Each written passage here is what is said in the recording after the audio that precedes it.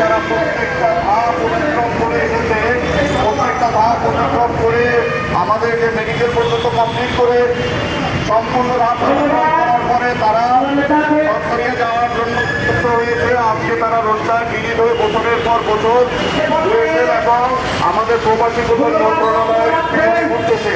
কিন্তু অতীতেও আমাদের এই যাত্রায় এত রোডটা ডিলিটের দরকার ছিল না।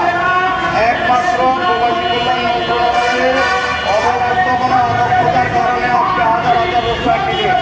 তো আজকে তারা বারবারই আমরা যখন প্রশ্ন করি যে এদের কি পরিকল্পনা, তো তারা এখনো তারা কোনো পদক্ষেপ নেয় নাই যে রোস্টার টিকিট এদেরকে কি করা যায়। দীর্ঘদিন এই যাত্রায় তারা সময়, শ্রম, মেধা এবং টাকা ব্যয় করেছে। তো আমরা চাচ্ছি, আমাদের দেশটা অস্থির বিভিন্ন সমস্যায়, তো আমরা চাচ্ছি আমাদের প্রবাসীরা যারা এই লাইনে এসেছে, প্রবাসীরা প্রবাসে গিয়ে টাকা রেমিটেন্স আকারে পাঠায়, কিন্তু টাকা রেমিটেন্স আকারে পাঠানোর আগে তাদেরকে নিয়ে এক শ্রেণীর মানুষ ব্যবসা শুরু করেছে। আমাদের এই যে বিজনেসটা হলো 2022 সাল পরবর্তীতে